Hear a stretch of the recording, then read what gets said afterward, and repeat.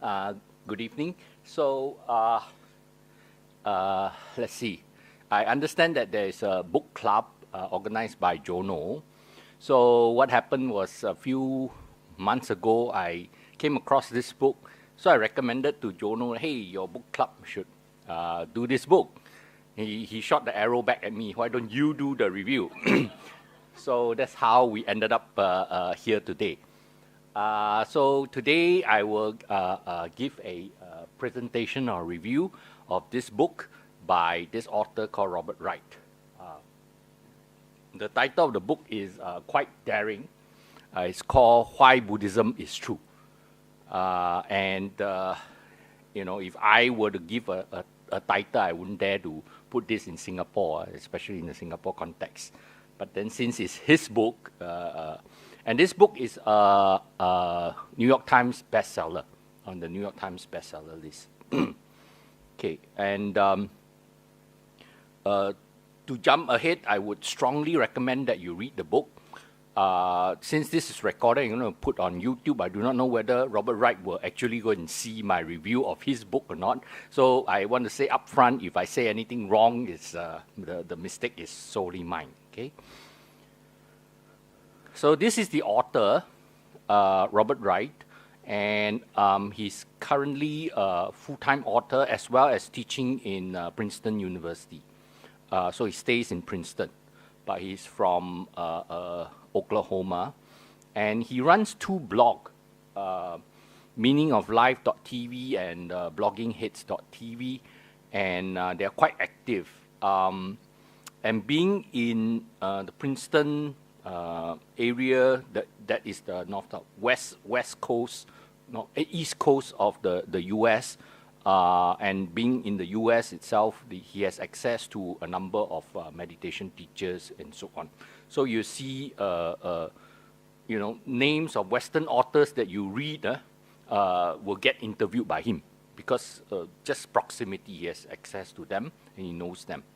So it's quite interesting. And he talks about a lot of things in his blog, some Buddhism related, some not Buddhism related, and in general. So I got to know, before that, what makes this book interesting? I should have flipped that through. But anyway, so what makes this book interesting, of course, is the daring claim. The claim is that he's going to show how Buddhism is true by referencing to modern science, but in a slightly different way. I think you've seen some books on science and Buddhism, I've even seen books about, how Buddhism is related to quantum physics, this and that. I generally try to stay away from that sort of things because I find the claims quite far-fetched, for one thing. Second thing is I don't understand enough about quantum physics to say whether it's true or not true. Okay, but certainly there's this a lot of attempt to relate science with Buddhism, and I can see why. I'm trained in science and engineering. I can see why this is the sort of the buzzword of modern day. So you want to somehow be related to it, the cool thing to do. So, but this is not a book of that nature. It is also not a book about New Age touchy-feely kind of thing, be positive, how meditation make you more positive, bring you better relationship, know your girlfriend, boyfriend, husband, wife better, nothing like that, okay? So it's also not about this. In fact, the book deals with, in its own ways, the central doctrines of Buddhism. And that's why I found it an interesting book or important book to review. It talks about meditation. In fact, it talks about the author's experience with meditation retreat. And from the description in the book, it seems like he has gone for a number of very long retreats. And he talks about his own personal experience there. It talks about dukkha, anatta, and shunyata, and how all these are related to his personal experience during the retreat, as well as his understanding of modern psychology, which we will get to. It's one of the important themes in the book. Yeah? So the part about his personal experiences, very hard for me to bring it across. It's very engaging, it's humorous, it's meandering, so it's hard to give a review of that sort of thing. What I can do is to talk about the ideas. So I cannot talk about his personal experiences and so on. You got to read the book. And I tell you, it's very interesting. He's certainly a very well-trained writer and journalist. So he tells stories very engaging. You know, you listen and you will connect with his story, kind of thing. I can't bring that experience in a book review. So I can only deal with the ideas. So background. The background is important. I got to know this author through this particular book, which I also strongly recommend that you read. Okay, the book is called The Moral Animal, and Why We Are the Way We Are. And it was published in 1994, and from the description, it wasn't clear from the book, but it was implied sort of in his writing in the book that we're reviewing, not in this book, what we're reviewing, that the author first is and foremost is a evolutionary psychologist. So we talk about what is evolutionary psychology. And then he stumbled upon Buddhism. In fact, he made this assertion in the book that he found that science explained the way we are, okay? But he wanted more. He wanted, so what can we do about the way, the things, what can we do about it? What can we do about the way we are, okay? So, so to start, I will give a brief introduction of this very interesting and also very engaging book. I forgot how I come to pick up this book. But after reading the first few pages, I couldn't put it down. His writing was very engaging, and it actually talks about the life of Charles Darwin. Charles Darwin, we all know, right? So Charles Darwin, his life, the theory of evolution, and so on. And it's very interesting. For example, you know, Charles Darwin actually married his first cousin, very closely related, the wife. And Charles Darwin's wife is from the Wedgwood family. How many of you know Wedgwood, the famous ceramic, right? They make ceramic. So very well-to-do family. So, and this sort of piqued his interest in close kin marriage and what will happen to the offspring. At that time, genetics and all these things are not known, right? So how come, you know, not so nice things happen, right? With close kin marriage and so on. And then he talks, he goes on to discuss using into the private life of Charles Darwin, which is also very interesting. And then all these things came to be, how he, as well as the scientific aspect. So the topic of this particular book is evolutionary psychology.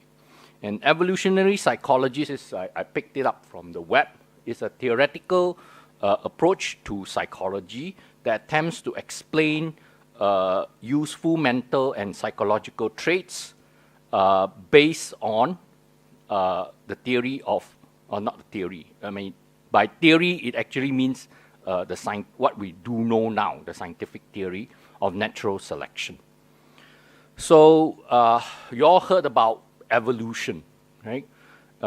Behind the theory of evolution actually is the very important concept of natural selection. This process where the survival of the most adaptive, right? Survival of the fittest kind of thing. In the book, he also make it a bit clear.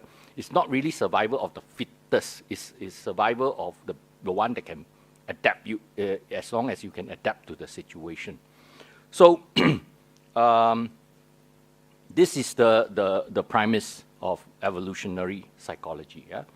That if we take it that human beings were not created instantaneously, boom, like this, and someone came down from the mountain with tablet, and then these are the 10 laws, and here comes your ethics, this was how it's codified, then we have to take it that if we go by the theory of evolution, human beings are evolved, right, from lower beings onwards.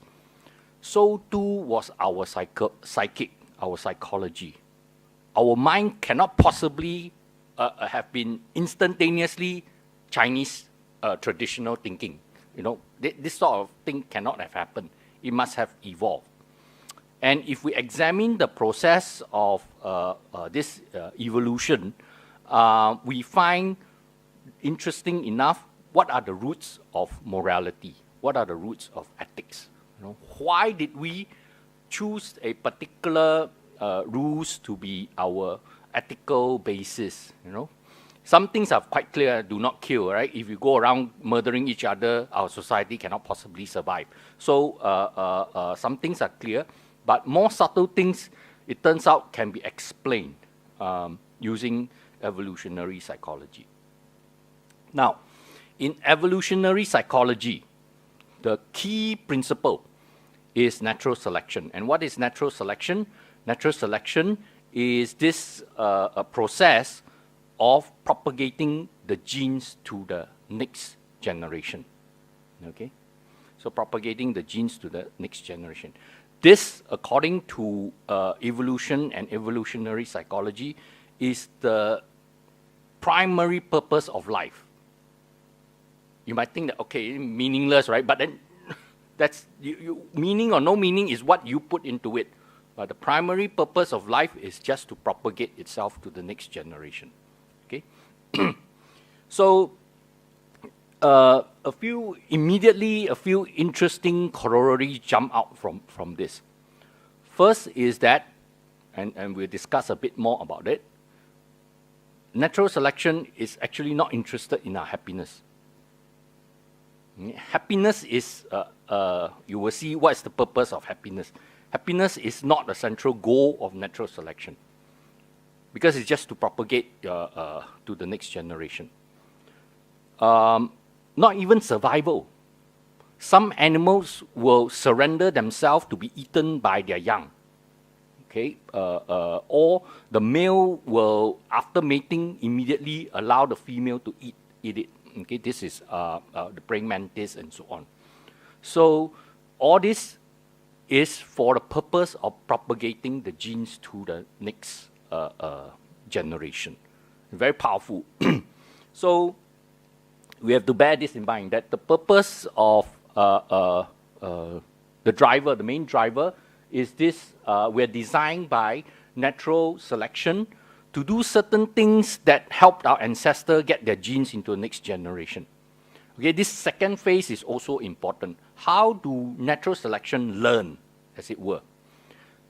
By the success of what was previously done.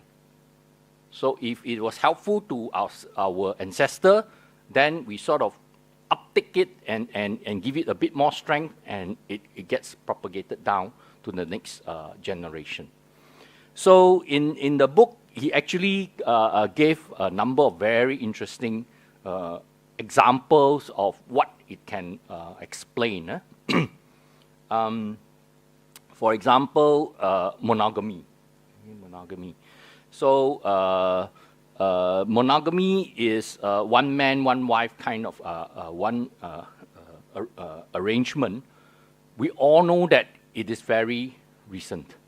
Monogamy is very recent. Even some of our ancestors, I know people whose fathers have had more than one wife. Okay, so it's very common just in the previous generation. Never mind about today. You never hear of it, except maybe in Muslims. But then in general, we don't hear about it. Okay, so and this has to do with the reproduction strategy of the different sex, the male and the female. Okay? So the male reproduction strategy is actually quite simple. Propagate the genes. Okay? And therefore, the males has a tendency to be very huaxing, to go after lots of women, because that is the driver behind that is the gene propagation strategy. For women, it's different. You have one precious baby in your womb, and you want to secure the resources to guarantee that baby's survival. Okay, so a lot of interesting stuff. Again, I say in the book. For example, that affect the psychic of men and women. For example, men can seldom ever can be 100% sure that the child is yours. Men can never be sure. On the other hand, women are 100% sure the child is hers. Okay, so given this, it fires up certain anxieties in the two sexes very differently. Okay, so for example, how come in the past men can have many wives? Men can have many wives. The wives actually tolerate that from happening. Okay, so because of this strategy, as long as I can secure the resources for my baby, it's okay. I don't care whether this man is having another baby with another woman or not. Okay, even today, I know of friends who get into this sort of nasty situation, right? And you will see that the woman is willing to tolerate an affair by the husband much more than a husband is willing to tolerate the affair of the woman. Okay? If it's the other way around, the guy will probably kill the wife. Okay? We've seen it happening many times. But if it's the other way around, the wife is, as long as you bring home the bread and all that, I'm willing to tolerate up to a certain extent. So this explained in the past of how come, because in the past, society was not evenly distributed, resources was not evenly distributed.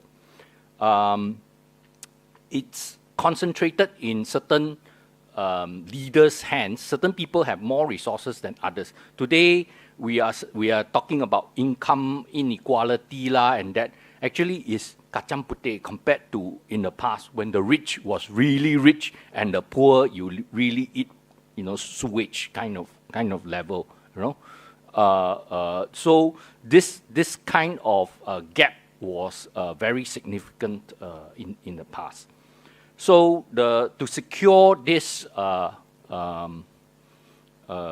resources, they acted very differently. Okay, but how come monogamy happened? Any guesses? Yeah, talking. Any guesses why monogamy happened? Some of you might say, okay, it's because women now have more economic power. So they partly it's true. They do not the resources that they need to secure for their baby, they actually can do it on their own. Okay, a lot of single mothers and so on. But there's an argument, I forgot the full argument already, but there's statistics and argument to show that monogamy happened because males became more equal. Okay, males financially became more equal. There was no very sharp division where you have the head male and then the rest below. Even today in very poor rural society, the very rich person in the village probably have several wives, and then those below cannot find any wives at all. Okay? But once that hierarchy is gone, then it's no longer acceptable to have this uneven distribution. So this is one thing. But the whole thing casts to the, and it's clear when we talk about addiction. The whole thing casts to the fact that evolution, I said evolution happens slowly, okay? It's not, we instantaneously acquired ethics and morals and that sort of thing. This is an evolved thing. So evolution evolved in a setting that is very different from what we are today. So we always say our civilization, Chinese civilization, 5,000 years history, right? But true humans has inhabited Earth, I last checked Wikipedia, about 200,000 years. So 5,000 years out of this 200,000 years is still very short, out of this 200,000 years. And if you count the various forms of human-like creatures before the modern human came onto the scene, we are talking about a couple of million years. So during this very long time, we live in the hunter-gatherer society, what is called the hunter-gatherer society. We don't have cities yet. Even though today we look at the history book and say, oh, 5,000 years we have cities and all that. This urbanization happened very recently and very sporadically. Not like everybody living in the city kind of thing. Even in the outskirt area, people will be living in communities and all that. What does it mean? You will live in a village where everybody knows everybody. And you also live in a setting where one village is competing against another village for food, for resources. So in this kind of setting, where technological level is very low, it actually explains some of our problems today. Addiction is a big problem today. And some of the addiction is very subtle. Addiction to sugar and salt, for example. So sugar and salt are actually very precious commodity in the past, right? If you know a bit about Chinese history, in the past, if you smuggle salt, it's a capital offense. Only the emperor is allowed to sell salt. Anyone else, okay? So it's because it's so precious, and it's important for the well-being of the body. Okay, so over this long period of time, we have acquired the propensity to, once we get hold of sugar or get hold of salt, to want to have a lot of it, to want to have as much of it as possible. But these days, the problem is sugar and salt can be produced in how much you want, how many kilo you want. Okay, I can produce that at very cheap rates. Okay, so this gives rise to this problem. Okay, so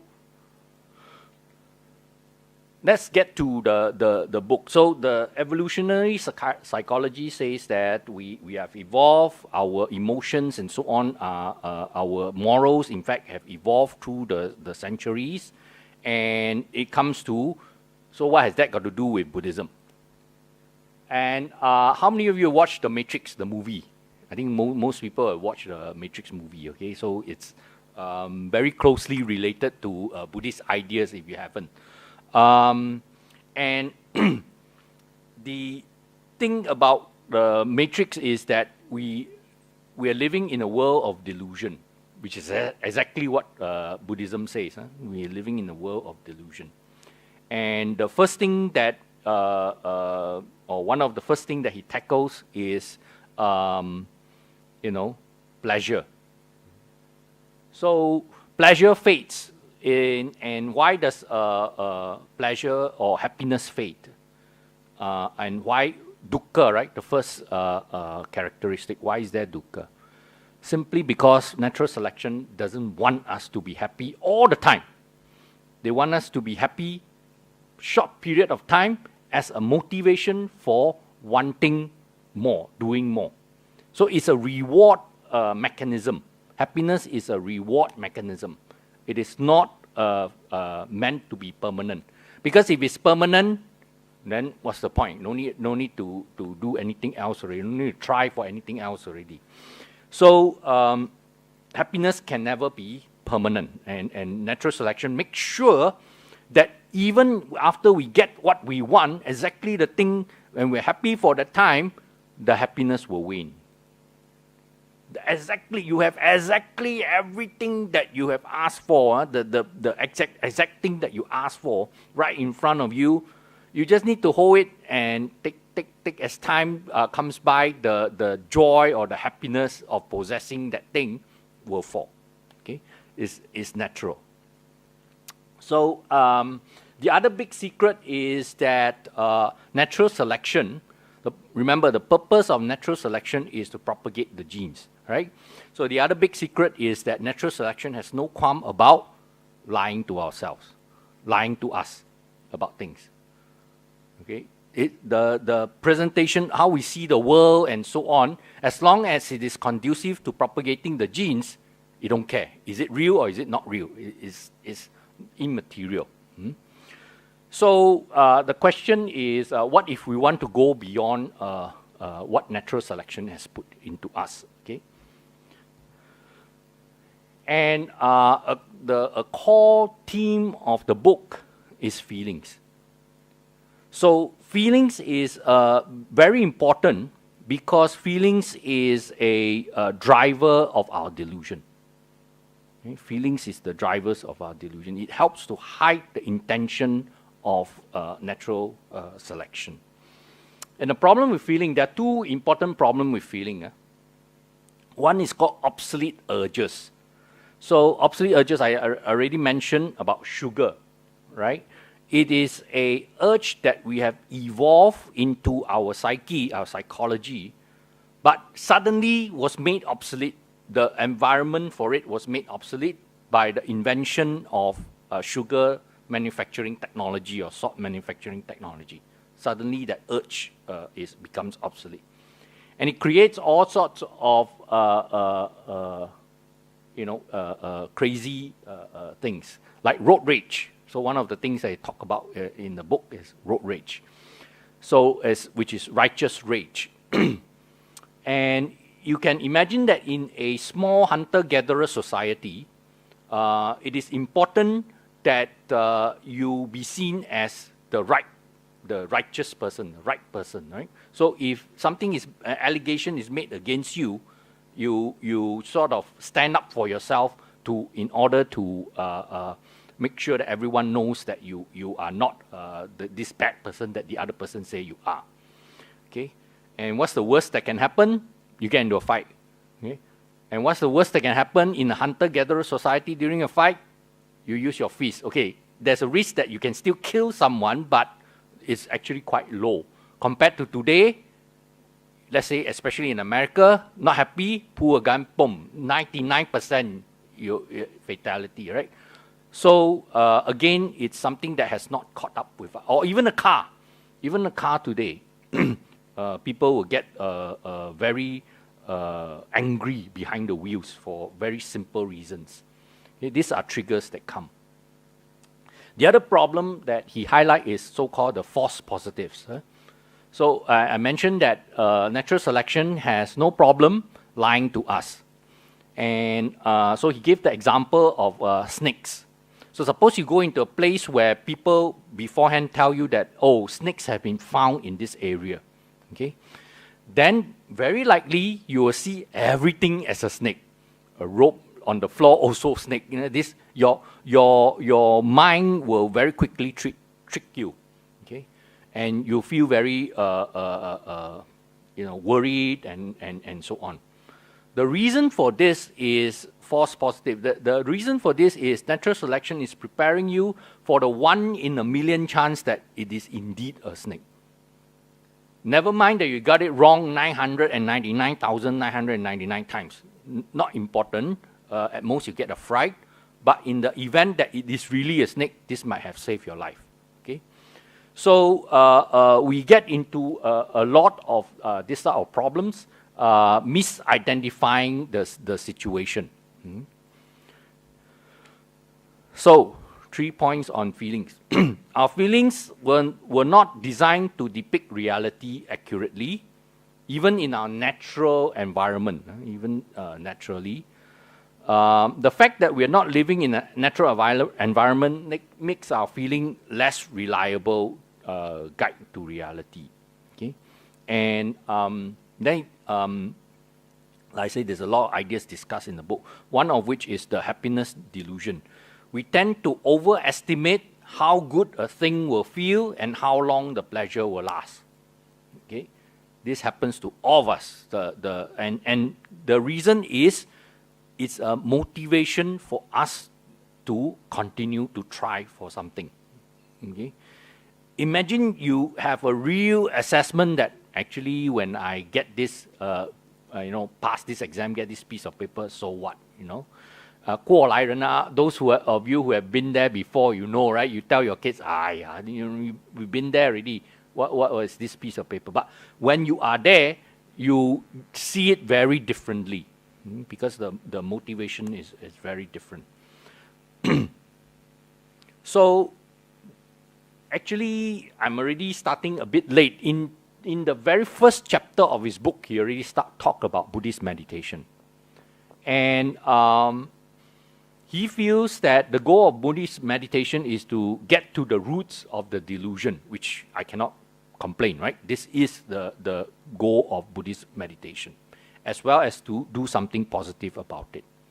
So he started out by saying that he went through these things of evolutionary psychology and so on, and explains how things are. But what if I want to change things? How do I fight all these urges? And towards the end of the book, he makes an important point why fighting these urges are important, especially today. Especially today. So the tools that he feel, and I cannot disagree, for fighting this or getting to the root is mindfulness meditation. Okay. He also reminds people that today mindfulness meditation is very commercial. How to be a mindful manager, how to be a mindful husband and be happy and all that. So there are all these things being sold commercially, right? But he reminds us all, and I think it's also an important point for us today, that the goal of Buddhist meditation is more than all these small bits of more effective husband, more effective business leader or anything of that sort. Okay, is to get to the root of the delusion, is enlightenment.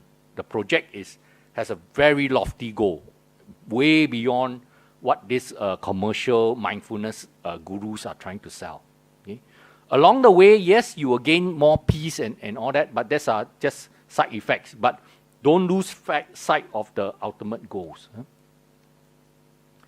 And he talked about a little breakthrough he had in his first meditation. So kind of lucky also that during his first meditation retreat, he has a kind of a breakthrough which sort of inspired him to go further, to investigate further. So his breakthrough went something like this. So during one of the meditation session, just before the session, he drank a bit too much coffee. And he has this problem that coffee tends to tense up his jaw, cause tension in the jaw. So during the meditation, whole meditation session, he was feeling very uncomfortable at the jaw. And he was really struggling to the point, feeling this discomfort. Should I get up? Should I go away? Why am I doing here? And all these things. And then, for some reason, he decided, okay, let me try to meditate on this discomfort. And what he found was that he was able to detach himself from the discomfort. He realized something that probably if you have meditated enough, you would also have seen it. This lofty, this observer consciousness, looking at this feeling that arises, noticing the feeling that arises. Okay, so this triggered him into he called it an important breakthrough. He never had experienced such out of body experience kind of thing. You're observing your own feeling. He knows that you're there, right? You know that this is your jaw giving you that feeling, and still you're able to observe it as a third party, as it were, kind of thing. So he started to investigate, and the doctrine of non-self start to come up very naturally. So the doctrine of non-self, of course, is very important, crucial to Buddhism. The Buddha, after his enlightenment, the first sermon is the Dhammacakkappavattana Sutta. He taught the Four Noble Truths, Eightfold Path. But immediately following that I think I have to ask Bhante, I think it's the night or the next day, he preached the Anatta Lakkhana Sutta, the second sermon. So the second sermon talks about no self. I think most of you will probably have heard of it, may not have formally known that it's Anatta Lakkhana. The Buddha asked the monks, is name and form yourself? Do you have control over it? And so on, the questions, right? And like this, he goes through the 5 aggregates.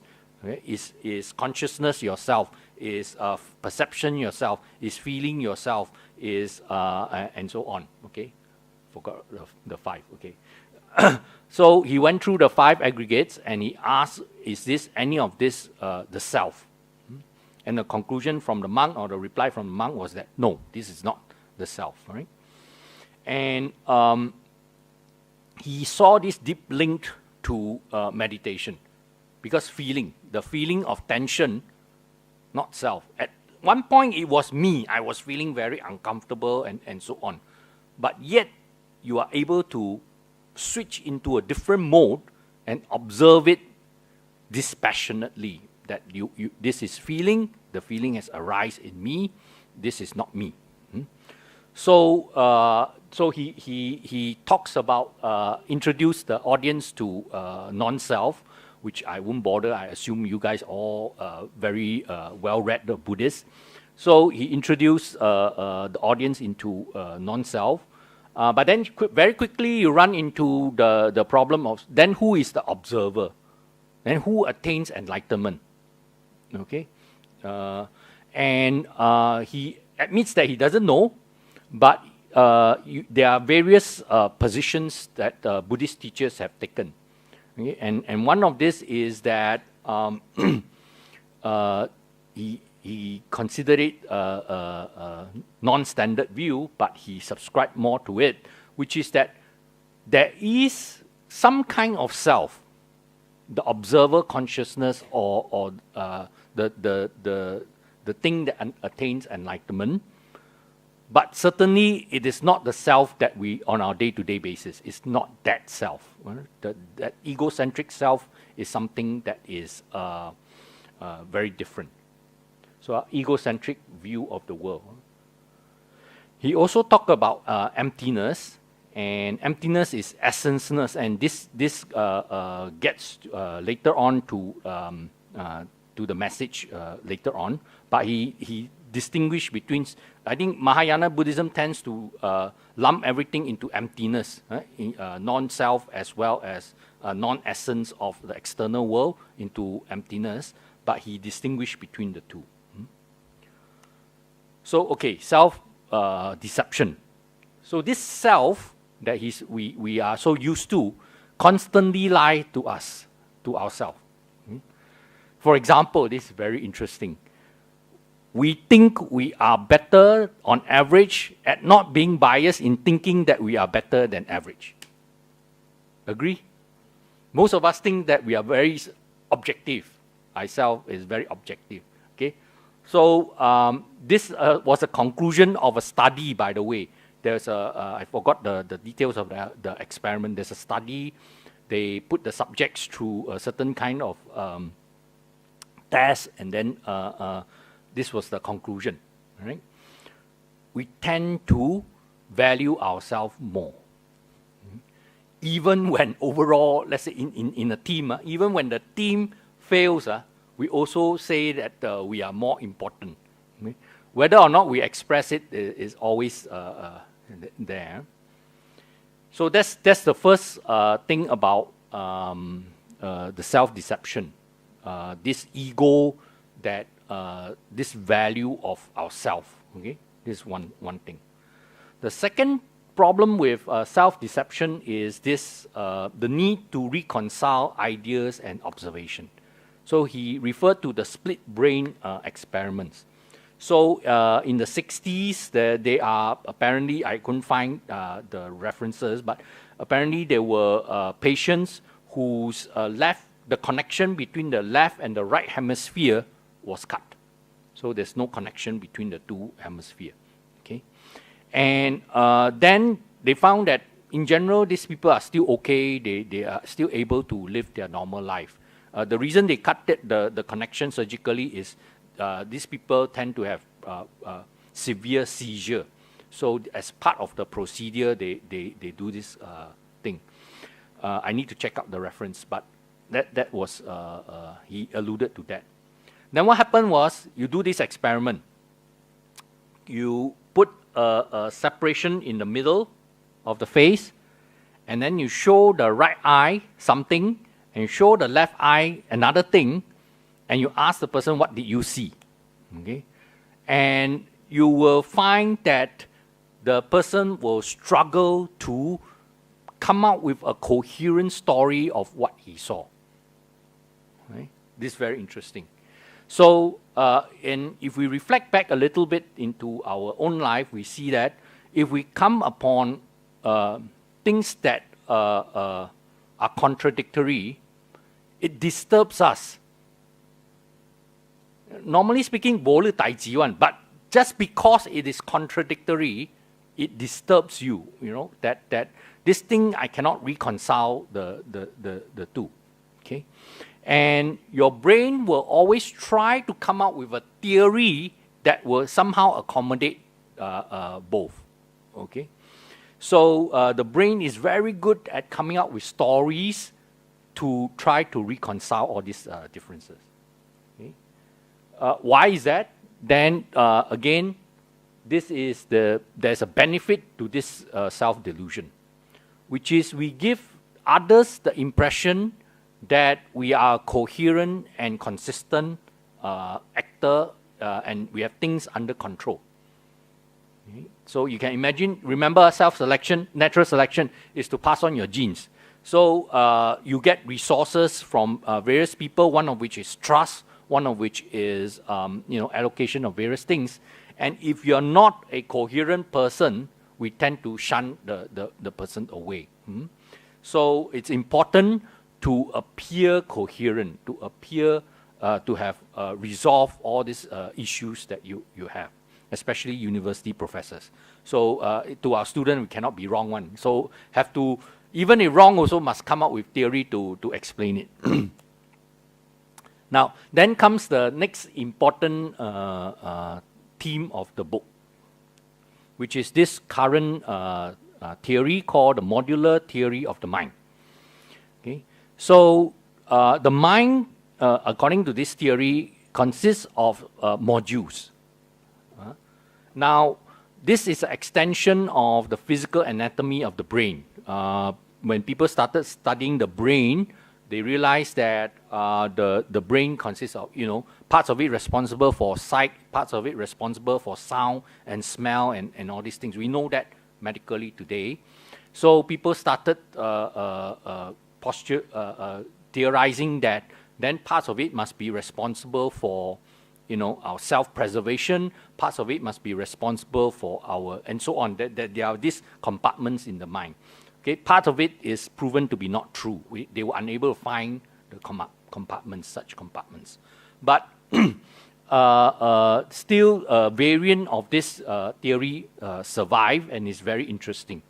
So there are modules in our mind that interplay, and this is very important. There is no CEO in the mind. There's no controlling factor in the mind. The CEO is missing. Then how do you explain human behavior? So first, some examples of modules. We have cheat detection module. So we're very good at detecting lies and bullshit, right, as it were. It's fundamental. Self-preservation, mate acquisition, lust, jealousy, and so on. So there are these negative modules. There are also positive modules, right? So compassion, generosity, and all this. These are things that come that comes up. Okay. And how does the module operate? So you can see this as his modern Abhidhamma, okay, how the mind operates, modern Abhidhamma. So based on a certain background feeling, okay, and the background feeling is important. Research has found that on exactly all the same factors, decision making, how to bias someone in decision making, on exactly all the same factors, if you bias the mood of that person, the decision that comes out will be affected. Okay, so like I always tell my students, you must write legibly. I must be able to make up your writing in the exam script, right? And I always then follow that with a warning. If you don't, then depending on my mood, you get whatever points you get. Okay, so it's like that. It's depending on my mood. Okay, so there's a background mood. So based on certain stimuli, depending on the external environment and what came up, the modules will come out. And example of a module that he gave in the book, chocolate. So he says he's very fond of chocolate. So one of the modules that come out is, chocolate, one, grab, eat, right? But the other modules that come out and say, no, for long-term health, it's better that you don't eat the chocolate, right? So it's like, he also make the thing that it's not Dr. Jekyll and Mr. Hyde kind of thing, but both coexisting in the mind.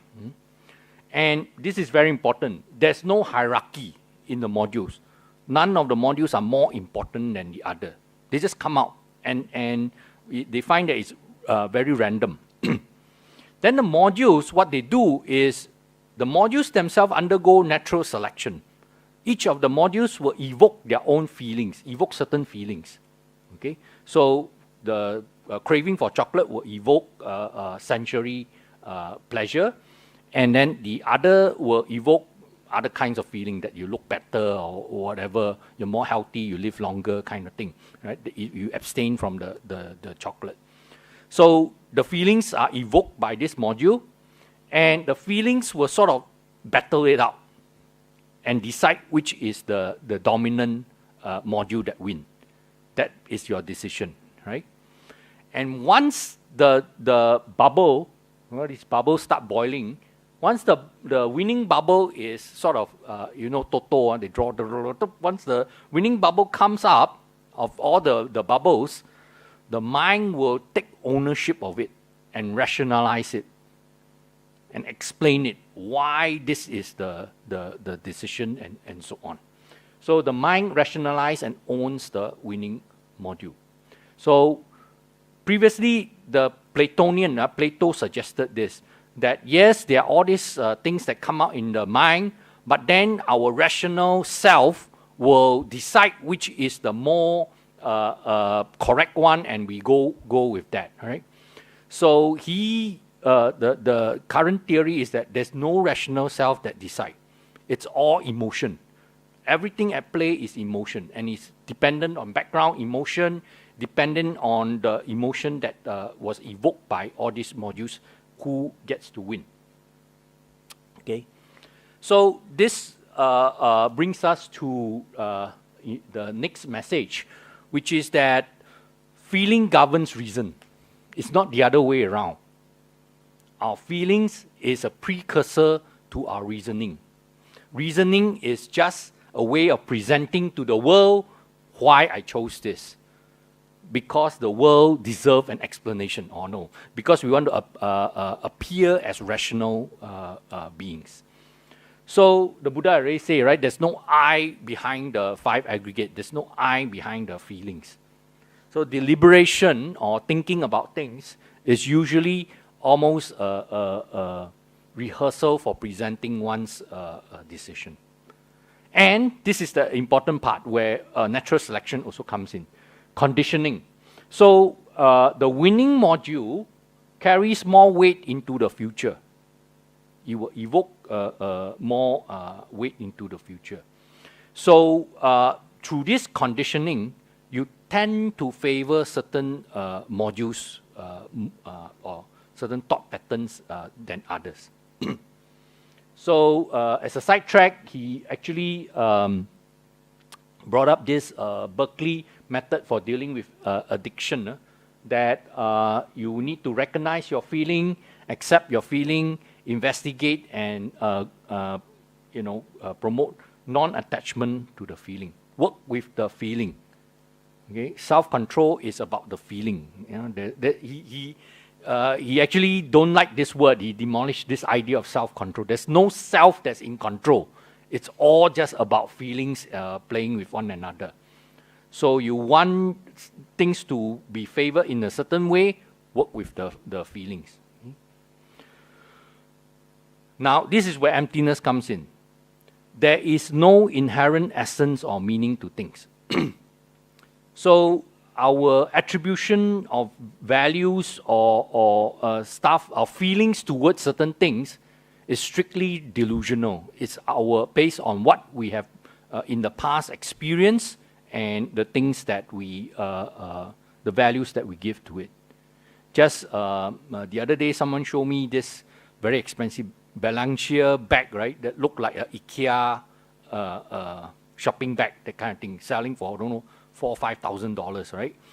So there's no value to it. It's just whether I can invoke that kind of module in you or not, the thought, the feelings in you or not. And this is the point I think also a lot of teachers of emptiness would tell you, that recognizing this actually frees us. There are many people who are very worried that if things don't have value, then what am I living for? What am I doing this? And so on. But actually, if you know the fundamental truth, it will set you free to be able to assign your values appropriately to the things. So in particular, in Buddhism, we always say, 拿得起放得下. So when we want something, we give it that value, but we equally can take away that value at the right time. Don't want, no need already. I have no value for this. And this allows us to deal with adversity. So, and then he went on with the 12 links of dependent origination. Now, he himself characterized himself as a Western Buddhist. And he actually said in the book that he thinks a lot of Eastern Buddhism is superstition. Most of Eastern Buddhism is superstition. He only chose to focus on the core aspect of Buddhism. So it's from what he said, it seems like he doesn't believe in karma or rebirth. He doesn't, believe in the hierarchy, 6 realms and all these things. He thinks not important. So he mentioned the 12 links, and in fact he says that the first few and the last few links he thinks not sure, or at least is not clear. But the important thing is what happens in the middle. And he says that the Buddha basically nailed it in this middle sequence. That perception triggers feeling. And feeling triggers craving. Craving triggers clinging. Okay? And in there, it's not an I that control this feeling or this perception in a particular way, but it's just things that gets triggered. Okay? It's dependent on this thing happened. So he quoted Bhikkhu Bodhi, very important to me, like central message here, which is, it is between feeling and craving where the battle will be fought, okay? Which will determine whether bondage will continue indefinitely into the future or it will be replaced by enlightenment or liberation. So, do we get dictated by our feelings? Okay, so the feelings arise, do we get led away and continue to be deluded by our feelings. And if we don't, then at least for that short moment, liberation. Okay? If we do, we're in delusion. Okay? So, in summarizing, he says that the human brain is a machine designed by natural selection to respond in a very reflexive way to sensory input. And if you interact with this feeling via tanha, with craving, then you will continue to be controlled by the world around you. If you observe your feeling mindfully rather than just reacting to them, you can, in some measure, escape their control. And you can defy your normal behavior. Okay. So why is this important? Why do you, and the last part of the book, he brings this up. Natural selection has succeeded beyond itself. We are so successful, human beings. We are so successful. Okay, but the things that natural selection has took so many years to build in, the context has changed completely. Okay, the success of natural selection in bringing human beings to the stage it is today immediately negate the stuff that the baggage that we are carrying, the baggage that we have imposed by natural selection. So much so that it's now a threat. Okay? So the changes in the environment has negated the assumption of natural selection. So much so it's a threat. And he thinks one of the biggest threat is tribalism, thinking in terms of my own tribe. Right? And the problem is technology has allowed this to conflicts between the tribes. If the tribal conflict can be settled by a boxing match, okay lah, then I'm sure we will have a lot of boxing match to settle a lot of things, right? But the problem is technology has escalated this indefinitely. Mr. Kim can now drop an atom bomb in the US, and President Trump is also threatening to annihilate the whole North Korean population. So it's sort of like the success has brought us to a stage where we can potentially kill off ourselves. And we need to do something about it. And one of the last few sections in the book is very nicely titled, is Saving the World via Clarity. How do we save the world? Via clarity. Clarity about feelings, about our feelings. Okay? At the bottom of this conflict between Kim and Trump are bad feelings. At the bottom of it. You cannot make it go away. No amount of negotiation and talking, diplomacy, whatever, I don't think it can go away without this two-person in control of the button being able to reach some clarity of their own purpose and their own feelings, right? So, in conclusion, he said, why is Buddhism true? It's true because it's coincides so well with what modern psychology has come up with. Okay, so actually, if you go back to how modules work, Abhidhamma, the Buddhist Abhidhamma, is actually fairly close to this, right?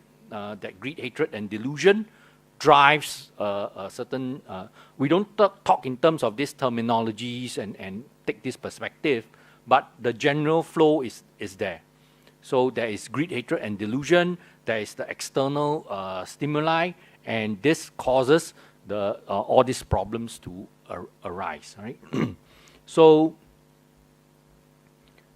and not just that, it is a prescriptive method. So this is what he finds is the strength in Buddhism, that mindfulness meditation actually works. It actually will allow you to gain some control over your own feelings, especially the bad feelings, and then make a choice. Okay, is this what I want? Do I want to get angry? Okay, imagine that, getting angry. Before you get angry, you can actually have the switch to say, do I actually want to get angry? Is this something that I want to get angry about? And other than getting angry, is there something else that I can do about the situation? So these are things that requires us to first have access or have the means to recognize the lower working of our mind. Okay, we all like to think that we are all these rational, higher beings and all this. Actually, no, right? You know Maslow hierarchy of needs. There's still a lot of this very primitive drives that cause us to act or behave in a certain way. And if you are able to get a whole grip on all these things, you will be able to save the world through clarity. So that's all. Thank you very much. And again, just go back to the first slide. This is the title of the book. I bought the Kindle version, then I bought the Kindle version, then I realized I was too lazy. You gave me like 2 months to finish it. I don't have time to finish it. So I bought the audio version. So I just listen in the car. Every time I drive, I just listen to it in the car. So that turned out to be quite fast to finish off a book. Okay, are there any questions or comments? Yes.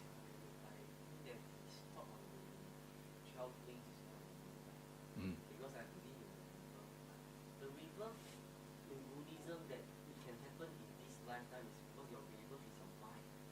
Your mind is rebirth. So you do not need to wait until the next time. Sure. But he actually chose not to avoid the topic altogether. He implied that he doesn't believe in it, but he doesn't discuss it at all. It's just not something that he discussed at all, right? Yes, it is important that for Buddhists to see this continuity, this rebirth and continuity, but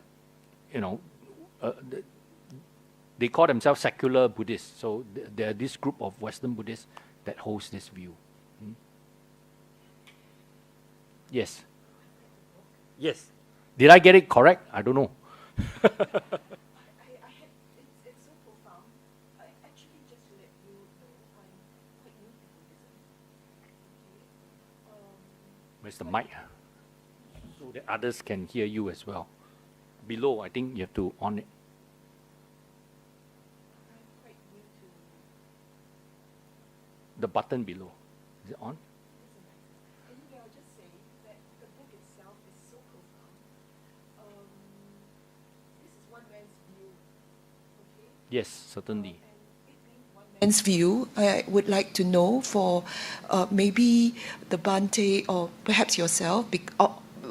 I mean, of course you've read it, but my question is, being a meditator for a long time, all the detailed descriptions that he gave of his experience, are they what you would have come across yourself? I think a lot of meditative experience is generally very personal, and different people will have different experience. But certainly, I think the part about detached observation of your feelings and your other body process is a valid one. Certainly, that is the case. You can observe that. Because it has sort of pushed me over the tip to try meditation. Yeah. Whereas before, all that was too up there. Whereas his book made it more accessible. So he actually say that he don't know whether enlightenment is possible or not. Yeah. So and he's frank in admitting that, and he sees it, but he sees it as little small steps to indicate that we are heading in the right direction. We can't say for sure whether the goal is indeed possible or not, but there are little steps that are heading in that direction. Yeah. So and it's very interesting. For example, a lot of time during meditation you will feel peace, but some people get very settled into the bliss part of it, but it's not about feeling blissful. That's not the end goal. The end goal is always vipassana, insight. Insight into what? Insight into the working of our mind. Insight into the very lowest level of how exactly the stuff that he described, how the feeling guide our, propel us to do things that in one way or the other. The ability to notice these things. Yeah. And I think, for example, he said working about his, going through the toothache and all this, you work with gross feelings first. Then you slowly, hopefully, can progress to more subtle or more difficult areas, difficult feelings, and so on. Yeah. Yes. Related to the non-self, in the slide of non-self, you have this question about who is the observer and who attains enlightenment. The answer, is it mine?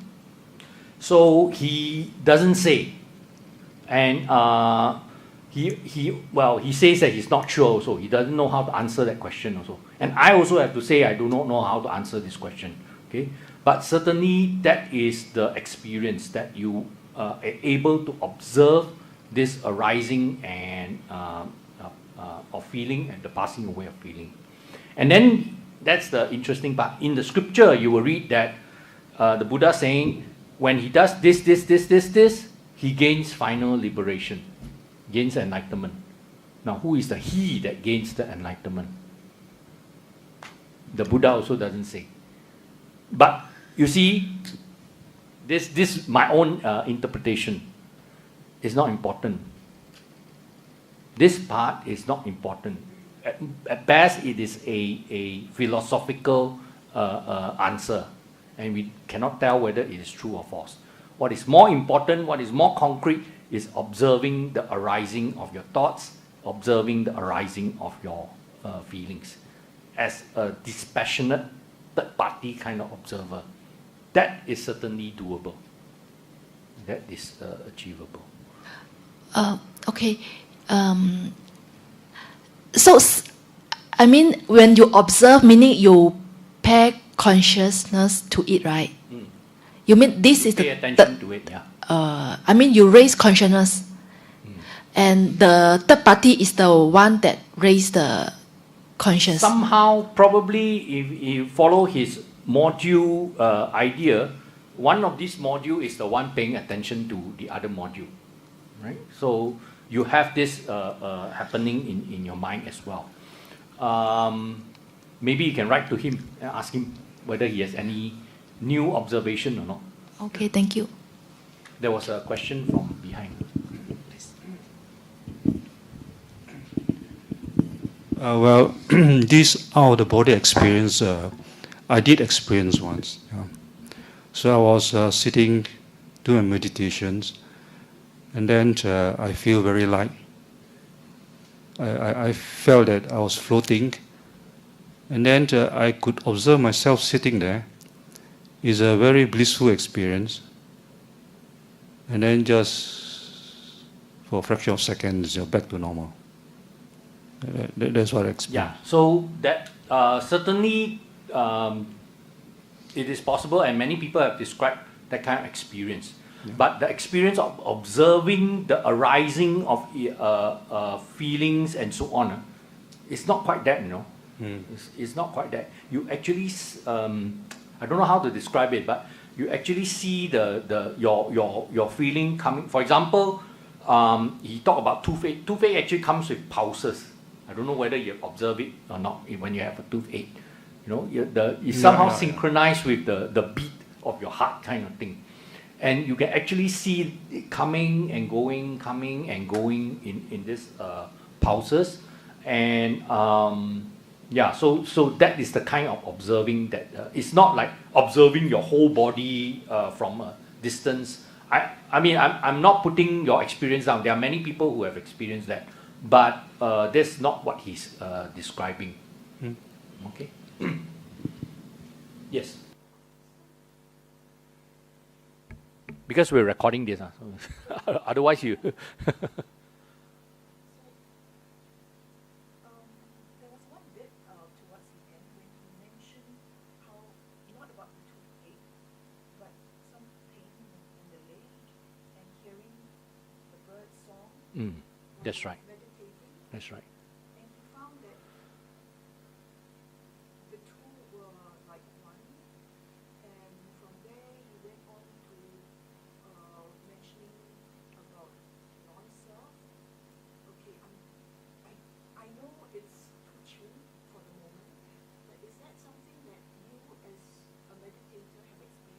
No, I wouldn't use the. I'm by no stretch of imagination a actain meditator, but that part of the book where he talk about oneness is something that you sort of feel that there's no barrier because this self has dissolved to a minimal kind of thing. So this barrier has gone away. That everything is just arising, falling, and there's no this is this thing or that happening. Is everything is just waves arising and falling, rising and falling. So I think that is the feeling that he's talking about. And he also talked about we, right? So he says at one point he had a lot of problem with weeds. He hated weeds in the garden, weeds, the wild grass that grow, because he has a lovely garden. He needs to pull out the weeds, and in the past he used to hate it. Okay, but during one of the meditation session, or during what, it's not actually during one of the session itself, but during one of the breaks in the he was walking around, and he was starting to see the weeds in a completely different light. It's no longer something that evokes hatred in him. It's curious, something that you look to. And he was making the point that this thing, therefore, because it's empty, there's no weed is not inherently evil. There's that to evoke this feeling in you. This was some bad connection that happened in the past, reinforce certain modules in your mind. But you can work with that and deal with that. And the weed comes as in totally new light. And he was, I think, alluding to how you can deal with bad situation, bad people. We always think that so-and-so evil, so-and-so, we label things in this way. For the ease of our whatever judgment, we are very quick to jump to judgment. But it's not like that. There's no inherent nature of evil or whatever in things. Right? He even say he has this office problem with this office person that always gets into each other's way. And then he said after a certain meditation, long meditation, he was able to go back to the office and smile to this guy. Yeah? Achievement, he said. That's a major achievement. So go for this sort of major achievement in your life. Little by little, things will improve. You will see things happening, and this will help condition your mind accordingly. By nature,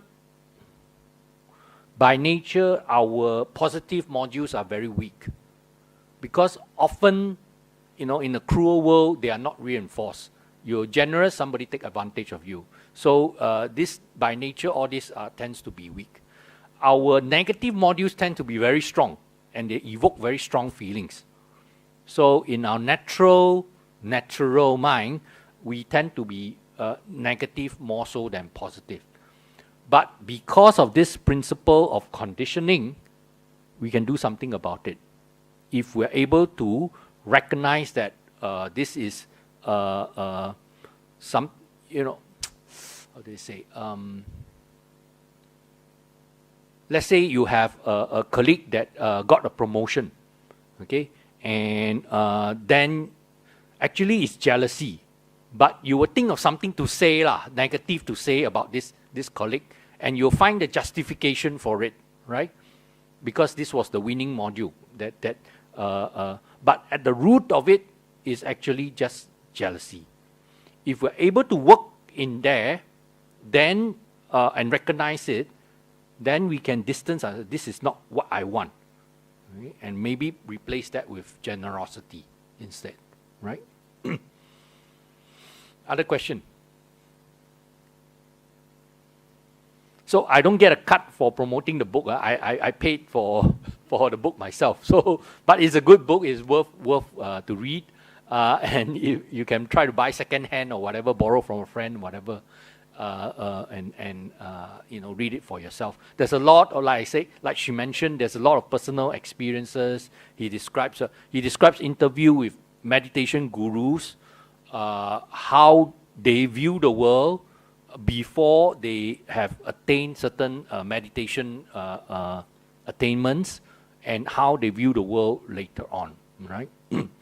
In fact, you might, the way we say things is like so easy and all that, but for example, one of the modules, one of this evolutionary psychology thing that came to us is kinship, propagation of genes. We are closer to people we have genetic connection to than people that we don't. Okay, so for example, it's well known. First, you are closest to your, and very interesting, it's in the forward direction. So we are very close to our children. We're also genetically very close to our parents, right? But the parents represent the past. The children is the future. So we will invest and sort of treasure our children more so than our parents. Okay, so much so that you need traditional Asian value to come and tell you that you must treasure your parents, kind of thing. But and so one of the issue he tackled is this challenge. So if you meditate, does it mean that after a while you become more detached to your children? You love your children less. So contradiction. But this contradiction is because every one of us are programmed to love our children a lot. So we see anyone who loves their children less as somehow more evil or not acceptable, And he make this point, what if everyone loved their children a little less, but love the world a bit more? Redistribute that love, and not just direct it in very selfish channels. Okay, then the world again will be a very different place if that happens. Other question? Do you see how with meditation that he promotes, do you see that whether it will lead to like Buddhist quietism, that we are less passive kind of person, but it's quite different from like what like Japanese Buddhism, for example. Right. So actually, he's very anti-Trump. So there's no problem about that. You visit his blog and then you see. So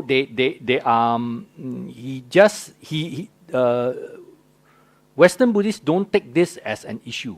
Even Bhikkhu Bodhi is now very actively. Some accuse him of being a politicized monk. Okay, even people in Singapore, I know of people who accuse him of that. But they take an active interest, if you see it more positively, they take an active interest in society, and they feel the need to change the negativity in the society through promoting mindfulness, as well as reminding everyone where this negativity is going to lead us, right? So I guess it is very much up to the individual how you would do things.